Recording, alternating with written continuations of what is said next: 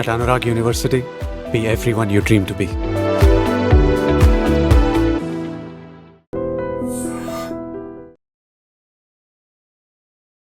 CJP అయితే ఒక విజయాన్ని సాధించింది. సెలబ్రేషన్స్ అనేవి ఉన్నాయి. బట్ అక్కడే కేంద్ర ప్రభుత్వం కూడా చెప్తుంది. విదేశాల్లో ఇదే కనుక పరిస్థితి వస్తే వాళ్ళని షూట్ చేసేవాళ్ళు. షూట్ ఎట్ సైట్ ఆర్డర్స్ ఉండేవి అనేది. మేము చాలా ఫ్రీ హ్యాండ్ ఇచ్చాము. వాళ్ళకి కావాల్సినటువంటి పర్మిషన్స్ ఇచ్చాము. ఇవన్నీ చేశాము అనే మాట చెప్తుంది. బట్ రాజీనామాకి సంబంధించి ఎందుకని ఇమ్మీడియేట్‌గా రెస్పాండ్ అవ్వలేదు కేంద్రం? దానికి కారణాలున్నాయి. ఇన్‌ఫాక్ట్ మనం న్యూస్ చూస్తే ఇవాళ గిరిరాజ్ సింగ్ చెప్పారు union minister that Dharmendra Pradhan already రాజీనామా చేయడానికి రెడీగా ఉన్నారు.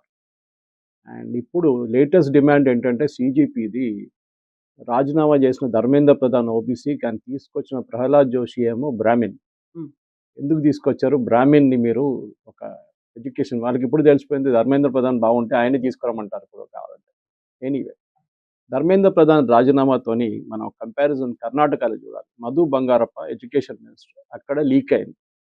4 పేపర్లు లీక్ అయినాయి. లీక్ అయినప్పుడు నిన్న డీకే శివకుమార్ స్టేట్మెంట్ ఏమి ఇచ్చారంటే మంత్రి గారు ఎందుకు రాజీనామా చేయాలి? పేపర్ లీక్ అయితే అది ఇండివిజువల్ ఒఫీషియల్స్ వాళ్ళ మీద చర్యలు ఉండాలి. ఇన్ఫ్యాక్ట్ ఇప్పుడు దాకా జరిగిన లీక్ అంతా పోనీయండి. ఇక్కడి నుంచి లీక్ అయితే డిస్ట్రిక్ట్ కలెక్టర్స్ రెస్పాన్సిబుల్ ఉంటారంట. ఆలోచించండి. హ్మ్. ఒక సైడు ఇదే కాంగ్రెస్ పార్టీ ధర్మేంద్ర ప్రధాన్ రాజీనామా చేయాలని చెప్పి ధర్నా చేశారు, అది చేశారు, ఇది చేశారు ప్రధానమంత్రి ఇంటి ముందు. ఇప్పుడు వాళ్ళే అంటున్నారు కాదు మంత్రి ఎందుకు రాజీనామా చేయాలి? చేయాల్సింది ఒఫీషియల్స్ మీద చర్యలు ఉండాలి.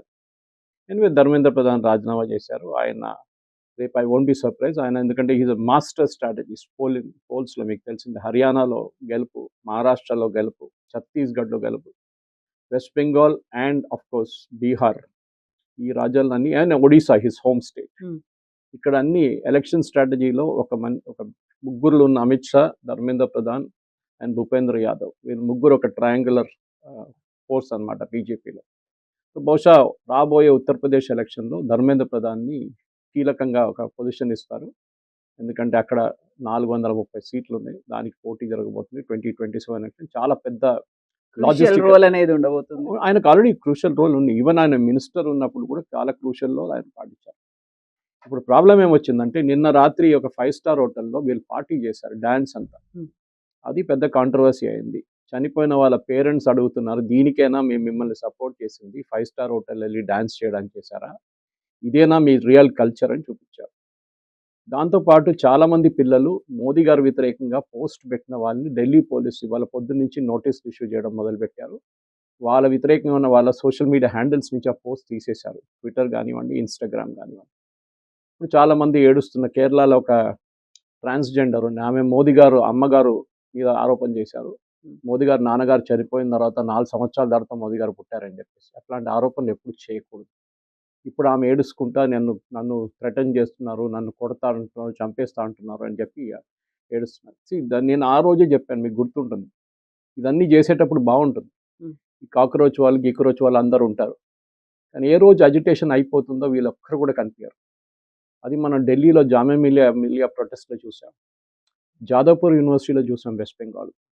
ఆ పిల్లల మీద ఇప్పుడు కూడా కేసులు నడుస్తున్నాయి. వేరే అజిటేషన్ చేసిన వాళ్ళందరూ మాయమైపోయారు కంప్లీట్గా. కాంగ్రెస్ వాళ్ళు కానీ, సమాజ్వాదీ పార్టీ కానీ, వెస్ట్ బెంగాల్లో తృణమూల్ కాంగ్రెస్ కానీ వాళ్ళు ఎవ్వరు సపోర్ట్ చేయట్లేదు ఈ పిల్లల్ని. ఇప్పుడు బీహార్లో చూడండి అరెస్ట్ చేశారు చాలామంది.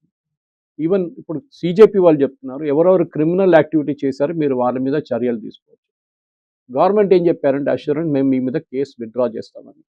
And law and order is a state subject. Central government దాంట్లో ఏం చేయలేరు. అది కూడా కాదు, సపోజ్ మీ కారు ధ్వంసం చేశారనుకోండి రైట్స్లో, మీరు కోర్టుకి వెళ్ళి ఎఫ్ఐఆర్ ఫైల్ చేసుకొని మీరు కాంపెన్సేషన్ క్లెయిమ్ చేయొచ్చు. ఎవరి దగ్గర నుంచి? ఎవరు ఆర్గనైజ్ చేశారో వాళ్ళ మీద నుంచి. సో మొన్న ఢిల్లీ హైకోర్టులో ఒక పిటిషన్ ఫైల్ చేశారు and Delhi high court has accepted it that ఏదేది నష్టాలు జరిగిన రెస్టారెంట్ మీద రాళ్ళు విసిరారు, చాలా గ్లాసెస్ పలిపోయినాయి, రెస్టారెంట్ ఫ్రంటేజ్ అంతా పోయింది కొనాట్ ప్లేస్లో, కార్లు ఆల్మోస్ట్ ఒక 26 కార్లు కొంచెం చేశారు, ప్రైవేట్ కార్స్, దాని మీద ఉన్న చర్యలు ఇట్లాంటి చాలా మటుకు డ్యామేజెస్ కోసం ఫైల్ చేశారు. ఇప్పుడు అభిజిత్ అంటున్నారు, సౌరవ్ అంటున్నారు మేము ఆర్గనైజ్ చేయలేదు, ఇది మేము ఓన్లీ ఫెసిలిటేట్ చేసాం, ఆర్గనైజ్ చేసిన వాళ్ళు చాలామంది ఉన్నారు. ఎనీవే అది కోర్టు అదంతా యాక్సెప్ట్ చేయరు. పాసిబ్లీ వాళ్ళ మూవబుల్ ప్రాపర్టీస్ని ఫ్రీజ్ చేసేస్తారు వారం లోపల. ఇది చాలా మటుకు ఇంపార్టెంట్. మీకు విక్టరీ అన్నారు కానీ నిన్నటి నుంచి ఒక్కరు కనిపించట్లేదు. అభిజిత్ అంటే దీప్కే మేము రెస్ట్ తీసుకుంటాము. ఇప్పటిదాకా మేము సాధించాము. 2 నెలలుగా ఫ్యామిలీలకి దూరంగా ఉన్నాం కాబట్టి, ఇప్పుడు మేము పడుకుంటాము, ఫ్యామిలీతో కాస్త గడుపుతాము. మిగతా విషయాలకి టైం ఉంది అనే మాట. 5 స్టార్ హోటల్‌లో డాన్స్ చేయడం ఫ్యామిలీతో టైం గడపడం. ఎనీవే పంజాబ్ మినిస్టర్ గురించి రాజీనామా అడిగితే అభిజిత్ దీప్కే అంటున్నారు, my opposition is towards Modi. హ్మ్. నేను వ్యతిరేకించేది మోదీని. సో తర్వాత చూద్దాం ఇదంతా అంటున్నారు. సో అలా గేమ్ బయటికి పడ్డది ఈజీగా. ఎందుకంటే 2 రోజులు అయిపోయింది ఇదంతా గేమ్ అంతా.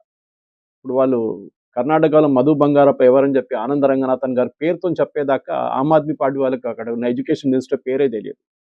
ఆలోచించండి. అంటే ఆమ్ ఆద్మీ పార్టీ ఎందుకంటారంటే is officially said yesterday Abhijit Dipke that I am an Aam Aadmi Party man. నేను అరవింద్ కేజ్రీవాల్ గారితోనే ఉంటాను ఎప్పుడు. నాకు పార్టీ నుంచి ఇప్పుడు దాకా నేను రాజీనామా చేయలేదని చెప్పి చాలా హ్మ్. క్లియర్‌గా చెప్పారు. ఎనీవే ఇప్పుడు మీరు చెప్పిన దాని ప్రకారం నందన్ నీలకేని తీసుకొచ్చి మోదీ గారు మొన్న చూసుంటారు, మోదీ గారు ఒక వీడియో రిలీజ్ చేశారు. ఇన్‌స్టాగ్రామ్‌లో రాహుల్ గాంధీ అంటారు నేనే ఇన్‌ఫ్లుయెన్సర్, దీప్కే అంటారు నేనే ఇన్‌ఫ్లుయెన్సర్, మా వీడియోలు చూడండి కాక్రోచ్ జనతా పార్టీకి రాగానే 100 million people join the party అని చెప్పారు. మోదీ గారు ఒక వీడియో సెల్ఫీగా తీసుకుని ఒక వీడియో రిలీజ్ చేస్తే 330 మిలియన్ వ్యూస్ వచ్చింది దానికి. అండ్ దాన్ని ఇన్‌స్టాగ్రామ్ వాళ్ళు when they did the social media audit on that, దాంట్లో 95% ఇండియా నుంచి. ఆలోచించండి. సో కాల్డ్ జెన్‌జీకి తెలిసిపోయింది ఇప్పుడు ఎవరు యాక్చువల్ సపోర్ట్ ఉందని. దాని తర్వాత ఆయన ఒక కంగ్రాచ్యులేటరీ వీడియో రిలీజ్ చేశారు. దానికి 190 నుంచి ఇవాళ పొద్దున వచ్చేదాకా 210 మిలియన్ వ్యూస్ వచ్చింది. అండ్ ఈ రోజు కూడా ఇంకొక రీల్ రిలీజ్ ఇంకొక చేశారు కదా! So Modi has realised one thing. ఆయన ఫార్మల్‌గా కూర్చొని మన్ కీ బాత్ చేస్తున్నట్లు వీడియో చేయక్కర్లేదు. Just put a video on the front and it will go viral. So Nandan Nilekani కమిటీని ఎందుకు అపాయింట్ చేశారంటే మోదీ గారికి నందన్ నీలకేని గారికి చాలా మంచి వర్కింగ్ రిలేషన్‌షిప్. ఇన్‌ఫాక్ట్ కాంగ్రెస్ హయాంలో తీసుకొచ్చింది ఆధార్. హ్మ్. ఆధార్ తీసుకొచ్చారు కానీ దానికి లీగల్ శాంక్టిటీ లేకుండా. దానికోసం సుప్రీం కోర్ట్‌లో స్టే కూడా చేశారు దాన్ని. అంటే పార్లమెంట్‌లో బిల్ పాస్ చేయకుండా ఒక ఫైనాన్స్ డాక్యుమెంట్ అని చెప్పొచ్చు మీరు. దాన్ని లీగల్ చేసేశారు చిదంబరం గారు మిగతా అందరూ కలిసి. Manmohan Singh so called economies prime minister ఇంత కూడా తెలియదు that it had be passed in the parliament. తర్వాత మోదీ గవర్నమెంట్ వచ్చిన తర్వాత తెలిసిపోయింది ఇది ప్రాబ్లం ఉంది, సుప్రీం కోర్టులో స్టే అయిపోతుంది. వాళ్ళు లీగల్ శాంక్టిటీ తీసుకోవడానికి లోక్సభలో పాస్ చేశారు. అప్పుడు మోదీ గవర్నమెంట్కి రాజ్యసభలో మెజారిటీ లేదు. వాళ్ళు దాని గురించి లోక్సభలో మనీ బిల్గా ప్రెజెంట్ చేసి ఆధార్ని పాస్ చేశారు. That was again Nandan Nilekani's master stroke. దాన్ని వీళ్ళు మళ్ళీ సుప్రీం కోర్టుకి వెళ్ళారు కాంగ్రెస్ వాళ్ళు, సేయింగ్ దట్ మనీ బిల్ ఎట్లా అవుతుందని చెప్పి సుప్రీం కోర్టు దాన్ని కూడా కొట్టిపడేశారు. So it became a legal thing. ఈ ఆధార్ బేస్ మీద ఇవాళ మొత్తం దేశంలో ఉన్న ప్రతి డాక్యుమెంటేషన్ నడుస్తుంది. మీకు తెలిసిందే బయోమెట్రిక్ కానీ, మీరు ఒక ప్రధాన్ మంత్రి గ్రామీణ్ సడక్ యోజన కానీ, మీరు ఇప్పుడు వచ్చిన జీరామ్జీ మన్రేగా ముందు ఇప్పుడు దానికున్న బయోమెట్రిక్ ఇవాళ తెలంగాణ గవర్నమెంట్ అన్న మేము కోటి రేషన్ కార్డులు ఇష్యూ చేయబోతున్నాం. దాని basis again biometric and Aadhaar. So Nilekani had built up ఆ ఇన్ఫ్రాస్ట్రక్చర్ అన్నమాట. దానికి కావాల్సిన యుఐడిఏ చైర్మన్ కూడా ఉన్నారు, ఆయన యాక్టింగ్ చైర్మన్ ఆ టైంలో. సో ఆయనకు ఆ ఎక్స్పీరియన్స్ ఉంది. ఆయనతో పాటు మనకు తెలిసింది ఐఐటి మద్రాస్ డైరెక్టర్ కామకోటి గారు, ఈజ్ పద్మశ్రీ అవార్డు.